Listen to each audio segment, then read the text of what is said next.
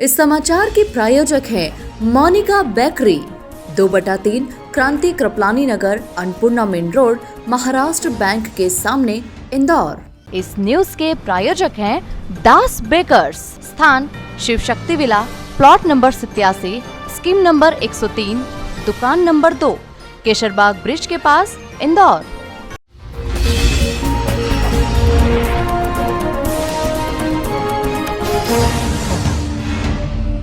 कांग्रेस का दोहरा चरित्र हमेशा दिखाई देता है। जब भी कांग्रेस हारती है तो दोष ईवीएम मशीन को देती है। दिग्विजय सिंह को लेकर भाजपा के राष्ट्रीय महासचिव कैलाश विजयवर्गीय के बोल इसी ईवीएम से कर्नाटक चुनाव में हुए और इसी ईवीएम मशीन से हिमाचल में चुनाव हुए हैं। कांग्रेस को लग गया है कि हम लोग हार रहे हैं। कांग्रेस को किसी पर विश्वास नहीं है, न चुनाव आयोग पर, न किसी और पर। राहुल गांधी को लेकर कैलाश विजयवर्गीय ने कहा कि नेता और अभिनेता में फर्क है, आप नेता बनिए ना कि अभिनेता। कैलाश जी ने कहा कि कांग्रेस के पूर्व राष्ट्रीय अध्यक्ष राहुल गांधी को आरती भी ठीक ढंग से उतारते नहीं आती। प्रियंका गांधी को लेकर बोले, हमारे मोदी जी राम राम बोलते हैं, जय श्री महाकाल बोलते हैं। प्रियंका गांधी के अपने संस्कार हैं, कभी आंख मारती है, कभी फ्लाइंग किस करती है। देश ने प्रगति की है। 140 करोड़ लोगों के लिए गर्व की बात है कि देश को मोदी जी जैसे नेता मिले हैं। कांग्रेस की महासचिव प्रियंका गांधी के मध्य प्रदेश में प्रतिदिन 17 महिलाओं के साथ हो रहे बलात्कार को लेकर भाजपा के राष्ट्रीय महासचिव बोले कि देश में महिला अत्याचार में राजस्थान देश में नंबर 1 है, बलात्कार के मामले में नंबर 1 है और आप मध्य प्रदेश की बात कर रही हो। कांग्रेस की विश्वसनीयता समाप्त हो गई है। राहुल गांधी ने मंदसौर में कहा था कि किसानों का कर्ज माफ नहीं किया तो मुख्यमंत्री हटा दूंगा। कर्ज माफ नहीं हुआ तो दोस्ती सिंधिया जी ने निभा दी, सिंधिया जी ने मुख्यमंत्री हटा दिया।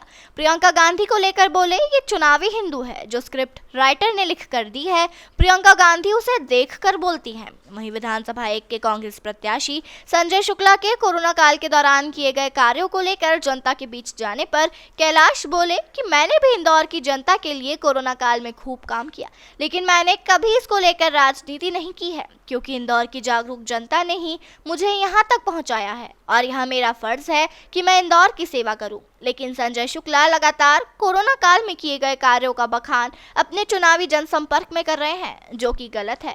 वहीं कैलाश विजयवर्गीय से पूछे गए सवाल पर कोरोना का असली हीरो कौन है, तो उन्होंने स्पष्ट तौर पर प्रधानमंत्री नरेंद्र मोदी का नाम दिया कि देश में कोविड के रियल हीरो मोदी जी हैं, असली हीरो देश के प्रधानमंत्री ही है।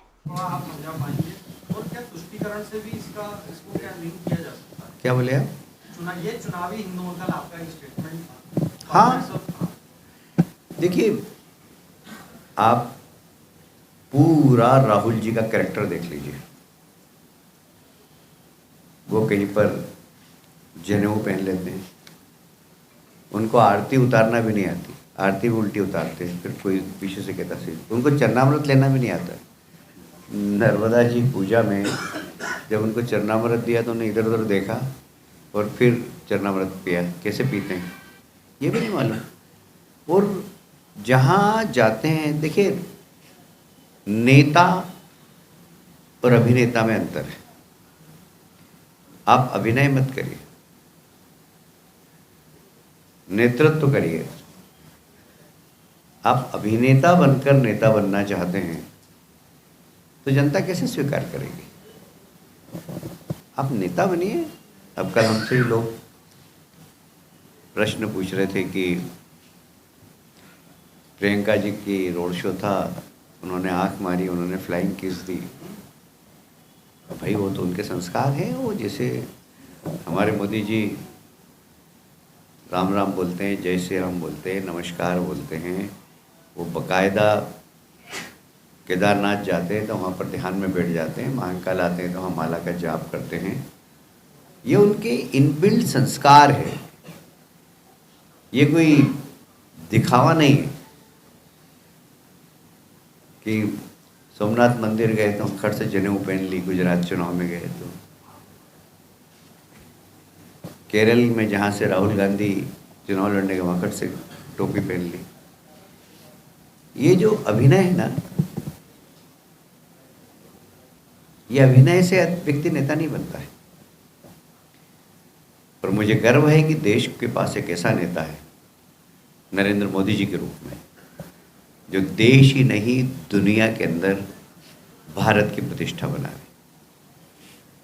मुझे गर्व है इस बात का कि जिस प्रकार भारत ने प्रगति की है, चाहे वो आर्थिक प्रगति हो, चाहे सैन्य प्रगति हो,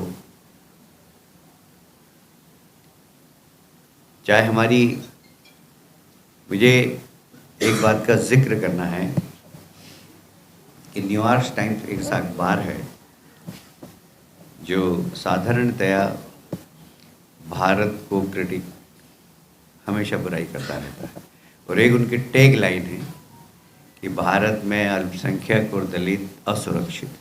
ये टैग लाइन है उनकी। पर उन्होंने अपने संपादकीय में लिखा कि इजराइल और फिलिस्तीन के झगड़े में विश्व युद्ध की संभावना बढ़ रही है, पर इस विश्व युद्ध को कोई रोक सकता है तो एक ही व्यक्ति है, वो नरेंद्र मोदी। ये हम सब 140 करोड़ लोगों के लिए बहुत गर्व की बात है कि भारत की छवि, भारत के नेता की छवि दुनिया के अंदर जो उनके विरोधी हैं वो भी उसको अप्रिशिएट करते हैं। ये हम सब के लिए बहुत गर्व की बात है। नहीं, ऐसा है कि नहीं, कोविड का रियल हीरो देश के प्रधानमंत्री नरेंद्र मोदी जी हैं, और जिस तरीके से 140 करोड़ जनता को उन्होंने हैंडल किया, लोगों ने ताली बजाई, थाली बजाई, दीप जलाए, गरीब लोगों के घर में 5 किलो अनाज भिजवाया, गरीब महिलाओं के जनधन खाते में 500 रुपये 3 बार भिजवाए। ये समझ में आया उनको कि अनाज तो हम भेज रहे हैं, किंतु दाल फ्राई कैसे करेगी हमारी बहनें, 500 रुपये 3 बार भिजवाए।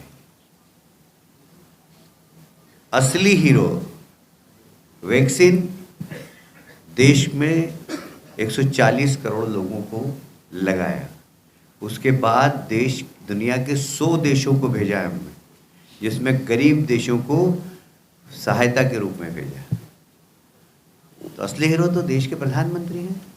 पर हाँ, मैं इंदौर के बाशिंदों की सबकी तारीफ करता हूँ। हमने जिस तरीके से इंदौर में मजदूर महाराष्ट्र से निकले, जो सेवा की इंदौर के लोगों ने, मेरे को मालूम है 54 नंबर के एक 20 मकान के लोग सब एक साथ 2 बजे महिलाएं बैठ जाती थी, एक साथ पूड़ी बनाती थी और सब्जी बनाती थी और एक वैन में रखती थी और बांट के आती थी। किसी को नहीं पता है। मैंने देखा, मैंने कहा आप लोग कहाँ रहते हो? बोला हम 54 नंबर में रहते हैं। तो बोले ये आप रोज़? बोले हाँ, हम सब दोपहर को क्यों, काम तो ही नहीं घर में, तो यही काम करते हैं। इतने लोगों ने सेवा की है। अब मैं कहूँ यार, मैं कैलाश विजयवर्गीय मैंने की है, मैंने मुकेश अंबानी से बोलकर ऑक्सीजन का यहाँ पर टैंकर बुलवाया इंदौर में। नहीं तो मेरे को बॉम्बे हॉस्पिटल के राहुल पाराशर का फ़ोन आया कि अगर ऑक्सीजन ख़त्म हो गई तो मेरे यहाँ 18 मरीज तो एकदम साफ़ हो जाएंगे। मैं नाम ले रहा हूँ, उस समय हेल्थ सेक्रेटरी सुलेमान थे, उनका रात को 2 बजे फ़ोन आया, बोले कैलाश जी ऑक्सीजन की हालत बहुत ख़राब है, पर एक व्यक्ति आपकी बात मान सकता है, मुझे मालूम है, वो आपका बहुत सम्मान करता है। क्या, कौन? तो उन्होंने नाम बताया। तो मैंने क्या है, तो सीएम साहब को बोलो ना। बोले सीएम साहब बात नहीं कर पा रहे। तो मैंने एक SMS किया, 6 बजे रिप्लाई आ गया, शाम को 5 बजे टैंकर पहुंच गया। और इंदौर सरप्लस ऑक्सीजन वाला शहर रहा पूरे समय। तो अब ज़बरदस्ती कोई श्रेय नहीं, इंदौर की जनता को श्रेय है, कोविड को संभालने का इंदौर के डॉक्टर्स को श्रेय है। वो पैरामेडिकल नर्स जो अपने दूध पीचे बच्चे को घर पर छोड़कर और हॉस्पिटल में रही, हॉस्पिटल में सोई वो, मैं जानता हूँ उन पैरामेडिकल स्टाफ की महिलाओं को जो सिर्फ हॉस्पिटल में रही, तो बच्चा उनका दूध पीता घर पर है, 15-15 दिन तक घर नहीं गई। क्या आप उनको श्रेय नहीं देंगे? और ऐसे विषयों पर वोट की राजनीति नहीं करना चाहिए। मेरा हाथ जोड़ के निवेदन है, कोई भी हो वो। मैंने तो अभी तक कभी नहीं कहा कि आप मुझे वोट दो, मैंने इंदौर के लोगों को बचाया, मैंने तो नहीं कहा। ये मेरी ड्यूटी है भाई। इंदौर की जनता ने मुझे वो प्यार दिया, वो जवाबदारी दी है। कोई मैं एहसान कर रहा हूँ इंदौर की जनता पे? मैंने इंदौर डेवलप किया, महापौर रहते हुए कोई एहसान किया गया? इंदौर की जनता ने मुझे वोट दिया, इस लायक बनाया तो मैंने काम किया। तो इंदौर की जनता को श्रेय है, जबरदस्ती अपने को क्रेडिट नहीं लेना चाहिए। कांग्रेस का दोहरा चरित्र हमेशा ही दिखाई देता है, और जब जब कांग्रेस हारती है उनको लगता है कि अब हारने वाले हैं, तो दोष किस पे देते हैं? करीब ईवीएम, चुनाव आयोग पे। अभी दिग्विजय सिंह जी ने कहा कि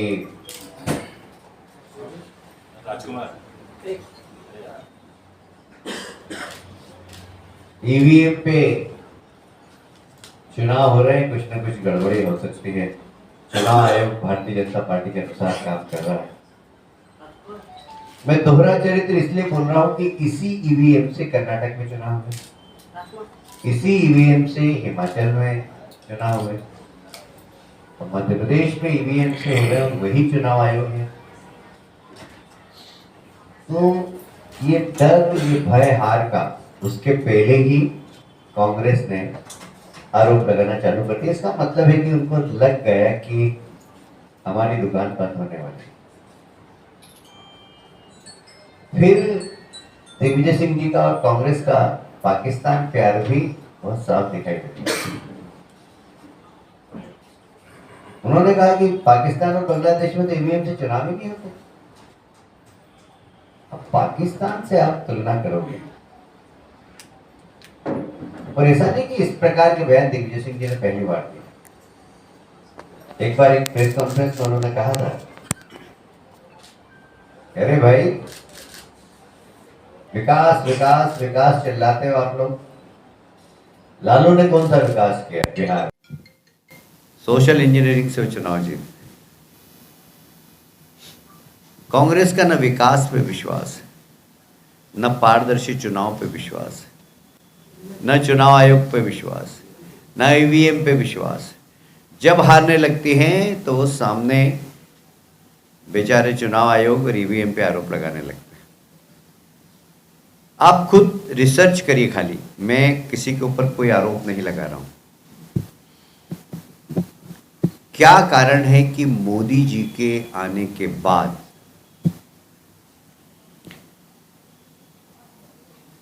हमारे देश की अर्थव्यवस्था बहुत अच्छी होगी और पाकिस्तान में भूखमरी फैल रही, दाने दाने से मोहताज। क्या कारण है, कभी आप सोचिएगा इसके ऊपर, आप रिसर्च करिए सिर्फ। इसके पहले पाकिस्तान बहुत अच्छा चल रहा था, उनकी अर्थव्यवस्था बहुत ठीक थी। इन कारणों को आप इंदौर जैसे बिजनेस कैपिटल के पत्रकार हैं, इसलिए इन कारणों को आप खोजिएगा जरूर। मैं किसी के ऊपर कोई आरोप नहीं लगा रहा हूं, पर पाकिस्तान के प्रति कांग्रेस का प्रेम क्यों रहता है, ये मेरे समझ में नहीं आता। मुझे इतना ही कहना था कि कांग्रेस ने हार स्वीकार कर ली, और जिस तरीके से उन्होंने ईवीएम और चुनाव आयोग पर आरोप लगाए, इससे साफ लग रहा है कि भारतीय जनता पार्टी की सरकार बन रही है और कांग्रेस बुरी तरह से हार रही है। मैं एक बात कांग्रेस से पूछना चाहता हूं कि स्टालिन के बेटे ने जब ये कहा कि सनातन धर्म को समाप्त कर देना चाहिए, और उसी वक्त कांग्रेस के वर्तमान अध्यक्ष, उनके बेटे जो कर्नाटक में कैबिनेट मंत्री हैं, वो उनका समर्थन करते हैं। कांग्रेस को स्पष्ट जवाब देना चाहिए कि वो सनातन धर्म के साथ है या नहीं है। ये तुष्टीकरण की नीति कांग्रेस की, ये कांग्रेस को तो खत्म करेगी ही, पर देश के लिए बहुत अच्छी नहीं है, देश के लिए बहुत खतरनाक है।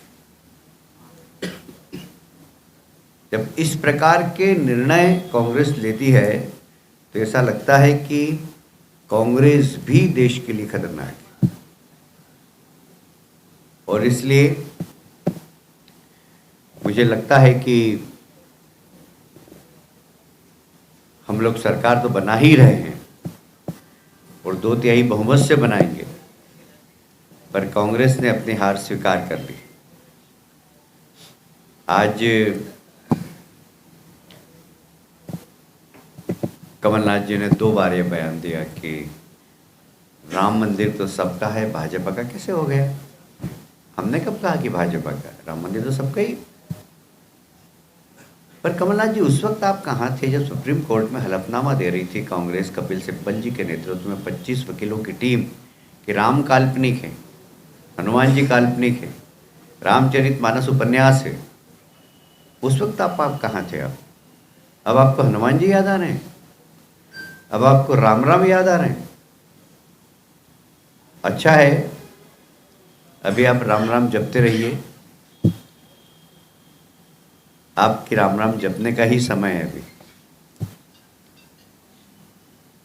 मैं आपके अच्छे स्वास्थ्य की शुभकामनाएं करता हूं और ये भी कहना चाहता हूं कि हार स्वीकार करने के लिए दिग्विजय सिंह जी आपको और कमलनाथ जी आपको धन्यवाद।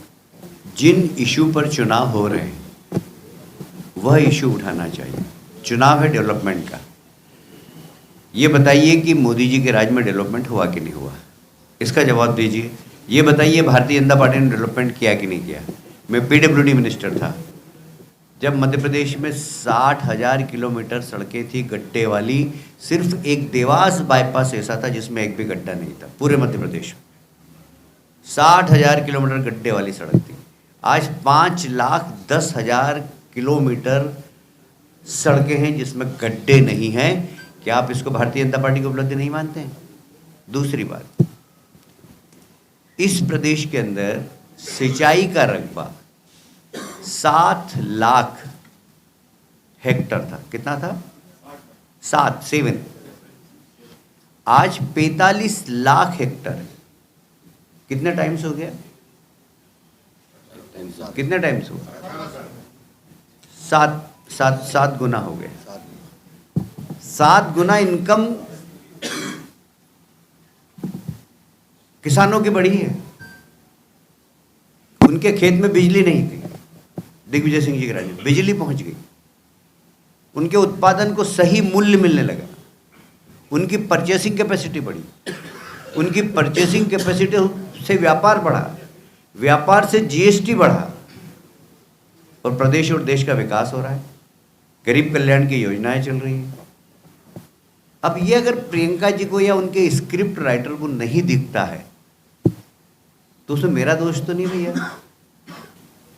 देखिए, पहला प्रश्न आपने मुझसे पूछा है जातिगत जनगणना का। प्रधानमंत्री ने कहा कि इस देश के अंदर 2 ही जाति होना चाहिए, एक गरीब। हमें कहते हुए गर्व है कि हमने गरीब कल्याण की जितनी भी योजनाएं बनाई है वो जाति या धर्म के आधार पर नहीं बनी। गरीब एक जाति है, वो दलित हो सकता है, सवर्ण हो सकता है, मुस्लिम हो सकता है, कोई भी हो सकता है। आप गरीब का जब तक गरीबी दूर नहीं करेंगे तो देश कैसे आगे बढ़ेगा। कांग्रेस का जो आदर्श है ना कांग्रेस की, वो अंग्रेजियत है। अंग्रेजियत ने डिवाइड और रूल, बांटो और राज करो। जातिगत जनगणना के आधार पर आप समाज को बांटने की कोशिश मत करिए प्लीज। कांग्रेस को मेरी सलाह है, आप गरीबी हटाओ का नारा देते रहे पर गरीबी नहीं हटी। और हमें गर्व है कहते हुए कि 9 सालों के अंदर प्रदेश सरकार और केंद्र सरकार की गरीब कल्याण की योजनाओं के कारण देश के अंदर 13.5 करोड़ लोगों की गरीबी दूर हुई है। वो गरीबी से रेखा से ऊपर आ गए, मिडिल क्लास में आ गए। ये आज़ादी के बाद पहली बार हुआ है। हमेशा गरीबों की संख्या बढ़ती है, पर मोदी जी सरकार की सबसे बड़ी उपलब्धि यही है कि गरीबों की संख्या कम हुई है देश की। तो अब जाति के आधार पर बांटो मत समाज को, गरीब के कल्याण के लिए सोचो, नारे मत लगाओ। सबसे ज्यादा आजादी के बाद गरीब कल्याण की योजना बनाने का श्रेय अगर किसी को जाता है तो भारतीय जनता पार्टी की सरकार को जाता है, मोदी जी को जाता है, मध्य प्रदेश में शिवराज जी को जाता है। देखिए ऐसा है कि दिग्विजय सिंह जी के बयान पर मैंने आज आप लोगों को बुलाया। उन्होंने कहा कि पाकिस्तान और बांग्लादेश में ईवीएम से चुनाव नहीं होते। भाई आखिर बांग्लादेश और पाकिस्तान की हालत क्या है? यदि बांग्लादेश भारत का मित्र नहीं होता तो उनकी भी आर्थिक स्थिति बहुत डावाडोल होती। ये तो भारत मदद कर रहा है उनको। भाई आज भारत मित्रता निभा रहा है सबसे। विश्व बंधुत्व का सबसे बड़ा उदाहरण दुनिया के अंदर कोई है तो भारत। हमने इजराइल का समर्थन किया, किंतु फिलिस्तीनियों जो घायल हुए उनके लिए दवा भेजने का काम भी हमने किया। सबसे पहला जहाज हमने भेजा। हमारा जो कहना है कि विश्व बंधुत्व का संदेश हमारे वेद की ऋचाओं के अंदर है। सर्वे भवन्तु सुखिनः सर्वे सन्तु निरामया।